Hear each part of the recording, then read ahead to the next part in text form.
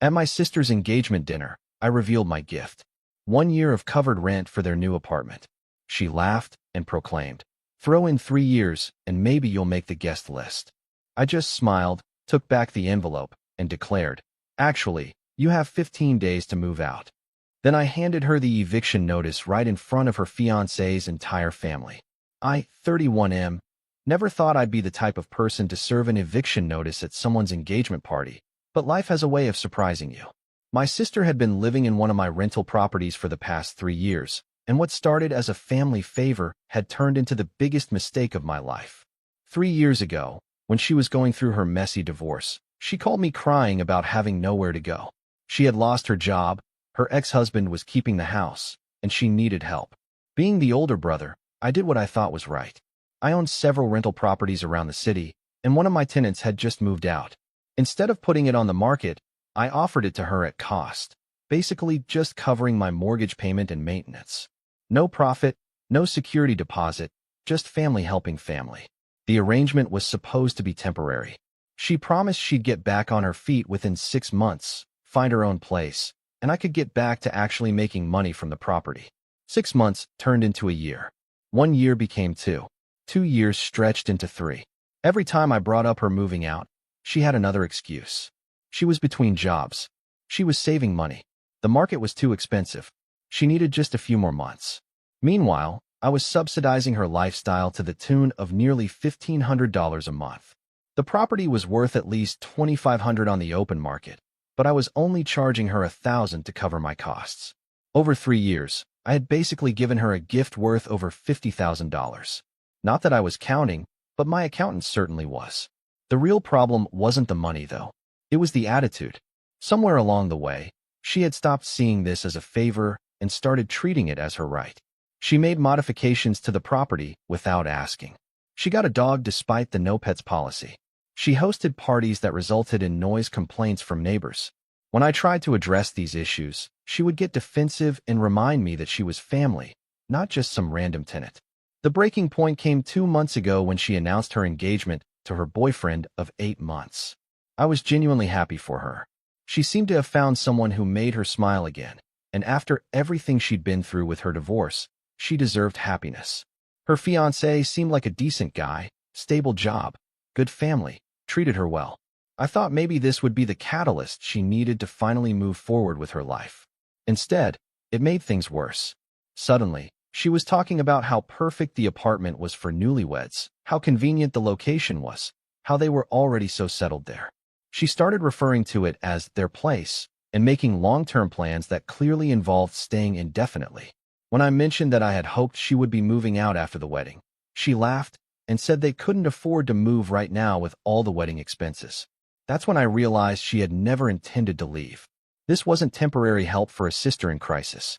This was a permanent arrangement where I provided subsidized housing while she built her new life. The worst part was that she didn't even seem grateful anymore. She complained about minor maintenance issues like a demanding tenant, not like someone receiving an enormous favor from family. I started looking into what it would actually take to get her out legally. Since she was paying rent and had been there for years, she had established tenancy rights. I couldn't just ask her to leave. I would need to go through the formal eviction process, which meant serving proper notice and potentially going to court. The irony wasn't lost on me. I would have to evict my own sister like any other problematic tenant. But first, I decided to give her one more chance. I thought maybe if I laid out exactly what this arrangement was costing me, she might finally understand and agree to move out voluntarily. I prepared a detailed breakdown showing her the market rate for the apartment, what she was paying, and the cumulative value of the discount over 3 years. I planned to present it as a business discussion between adults, not an emotional family argument. The engagement dinner seemed like the perfect opportunity. Her fiancé's family was coming to town to meet everyone, and there would be a nice celebration at an upscale restaurant. I thought it would be appropriate to announce a generous engagement gift that would help them transition to their new life together. My plan was to offer to cover their rent for a full year at whatever new place they found, which would give them plenty of time to save up and get established without the financial pressure. I had the gift prepared in an elegant envelope, a letter explaining my offer along with the first month's payment. The total value was nearly $30,000, which I thought was incredibly generous. More importantly, it would solve the problem by giving them a strong incentive to move out while framing it as a celebration of their engagement rather than an ultimatum. The dinner was at one of those trendy downtown restaurants with exposed brick walls and artisanal everything. Her fiancé's parents had flown in from across the country, and his sister had driven up with her husband and kids. It was a full house. About 20 people total gathered around a long table in a private dining room. The atmosphere was festive, with champagne flowing and everyone sharing stories and getting to know each other. I waited until after the main course, when people were relaxed and happy. I stood up and asked for everyone's attention, explaining that I wanted to give the happy couple an engagement gift. My sister looked pleased, probably expecting some generic present or maybe a check for a few $100s. I pulled out the envelope and began explaining my gift. 1 year of covered rent for their new apartment, paid in advance, to help them start their married life without financial stress. The reaction was not what I expected. Instead of gratitude or excitement, she looked confused. She asked why I was talking about a new apartment when they already had a place. I explained that I assumed they would want to find somewhere that was truly theirs as a married couple, not just continue with our temporary arrangement. That's when she laughed. Not a happy laugh, but one of those dismissive sounds people make when they think someone is being ridiculous. She said my gift was sweet but insufficient. If I really wanted to help, I should throw in 3 years of rent instead of 1. Then she paused for dramatic effect and added that maybe if I made it 3 years, I might even make it onto their wedding guest list. The entire table went quiet. Her fiancé looked mortified. His parents exchanged glances. Even my own parents, who were sitting at the other end of the table, looked shocked. But she just sat there smiling, as if she had made some clever joke instead of delivering what amounted to an insult wrapped in extortion. I felt something shift inside me. All the frustration and resentment I had been suppressing for months suddenly crystallized into perfect clarity. I reached into my jacket pocket and pulled out the second envelope I had brought, the one I hoped I wouldn't need to use. I smiled back at her and told her she was absolutely right. My original gift wasn't sufficient. I took back the first envelope and handed her the second one, explaining that this was a much better present, something that would really help them move forward with their new life. She opened it eagerly, probably expecting an even more generous offer. Instead, her face went pale as she read the legal document inside. It was a formal notice to quit, giving her exactly 15 days to vacate the property. I had filed it with the court that morning, making it official. The silence at the table was deafening. Her fiancé leaned over to look at the paper, and I watched his expression change from confusion to understanding to something close to horror. His parents were staring, clearly not understanding what was happening, but recognizing that something significant had just occurred. She looked up at me with an expression I had never seen before, a mixture of shock, anger, and what might have been fear. She asked if this was some kind of joke. I told her it wasn't.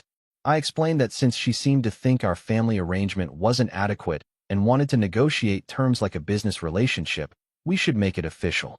As her landlord, I was exercising my legal right to terminate the tenancy with proper notice. Her fiancé started asking questions. What arrangement? How long had this been going on? What did this mean for them? That's when the full scope of the situation became clear to everyone at the table. She had apparently never told him that she was living in my property at a massive discount. He thought she had her own apartment that she paid for herself. Learning that she had been essentially subsidized by her brother for 3 years, and that she had just tried to extort me for more, was clearly news to him. The evening deteriorated rapidly from there. She went from shock to anger, accusing me of blindsiding her and trying to ruin her engagement. I remained calm and pointed out that I had been trying to discuss this privately for months, but she had consistently dismissed my concerns.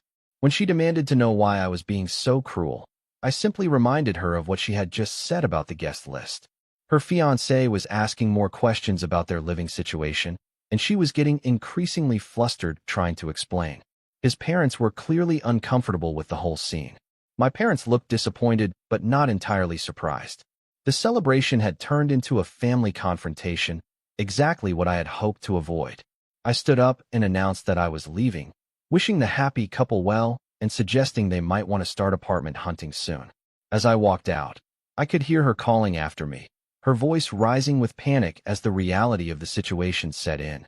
Update 1.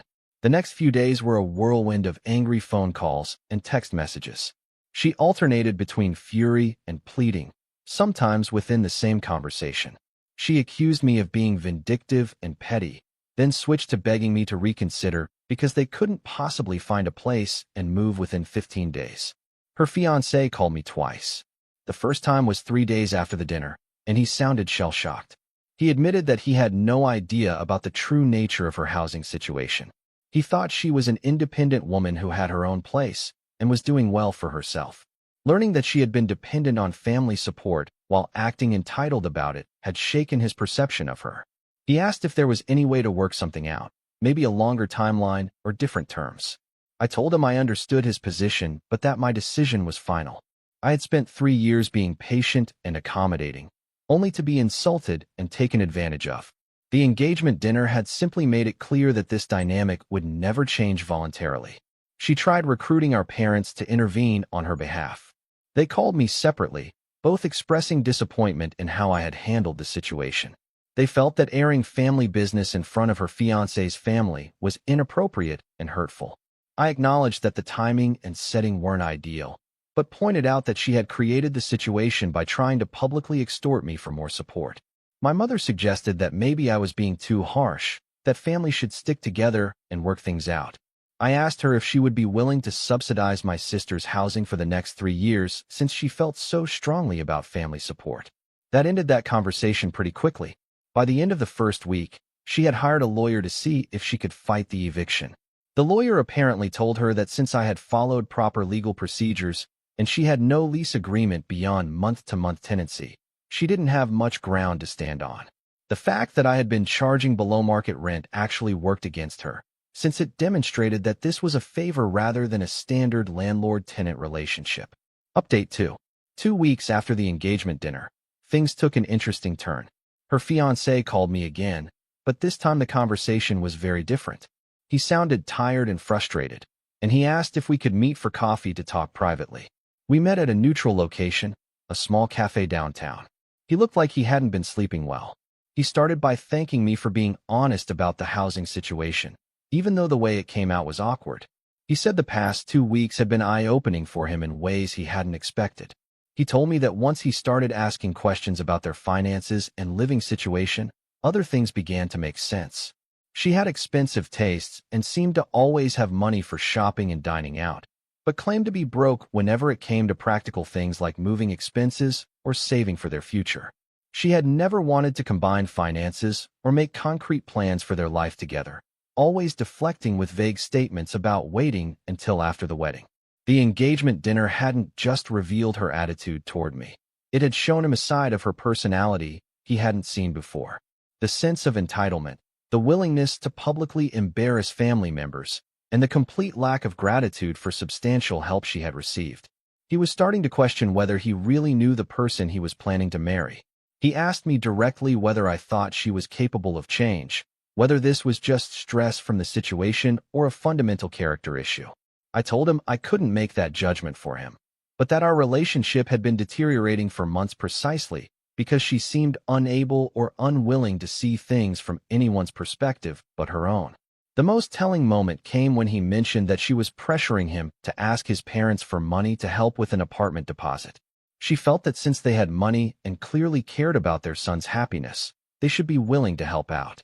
When he pointed out that his parents were already paying for half the wedding and had just met her 2 weeks ago, she accused him of not prioritizing their relationship.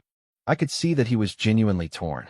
He clearly cared about her, but he was also seeing patterns that worried him. The conversation lasted over 2 hours, and I tried to be fair while being honest about my experiences. I told him that everyone deserves a chance to grow and change, but that change has to come from within. You can't love someone into being different than they are. Update 3. The 15-day notice period ended on a Tuesday. I had arranged for a moving company to pack and store her belongings if she hadn't moved out voluntarily, and I planned to change the locks that afternoon. I hadn't heard from her in several days, so I assumed she was either complying with the notice or planning to make this as difficult as possible. When I arrived at the property with the locksmith, I was surprised to find the apartment empty. Not just empty of her belongings, completely cleaned and restored to move-in condition. She had even repaired the holes in the walls where she had hung pictures and repainted the rooms that had been changed from the original colors. The dog damage to the hardwood floors had been professionally refinished. There was an envelope on the kitchen counter with my name on it. Inside was a handwritten letter and a check. The letter was brief, but more mature in tone than any conversation we had had in months. She acknowledged that she had taken advantage of my generosity and that her behavior at the engagement dinner was inexcusable. She apologized for the years of below-market rent, and the check represented her attempt to pay back some of the difference, about $12,000, which was obviously not the full amount, but more than I had expected to ever see. The letter also informed me that she had broken off her engagement.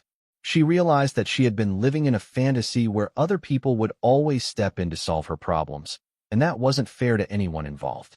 She was moving back to her hometown to stay with a friend while she figured out her next steps.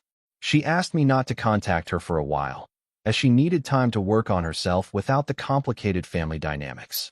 I have to admit, I was surprised by this turn of events. Part of me had expected a dramatic confrontation or legal battle.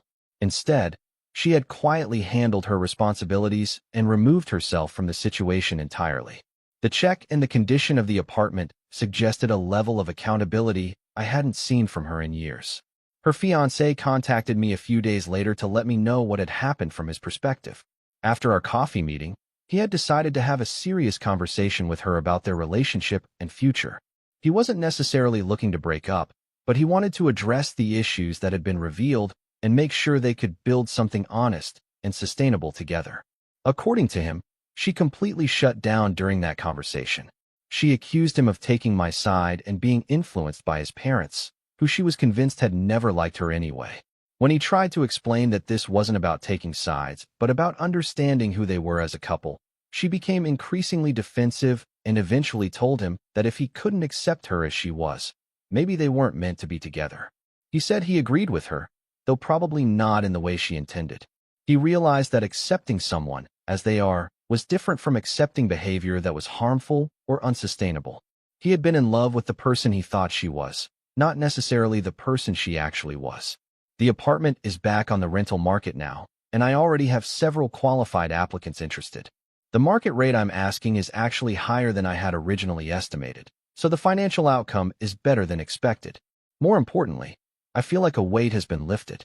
I no longer have to walk on eggshells around family gatherings or worry about being taken advantage of by someone who should have been grateful for help. I do miss the relationship I thought I had with my sister, but I'm starting to realize that relationship may have been one-sided for longer than I wanted to admit. Sometimes being family means setting boundaries precisely because you care about someone. Enabling bad behavior isn't actually helping anyone, even when it feels like kindness in the moment. The whole experience taught me that good intentions aren't enough if they're not matched with wisdom and clear communication.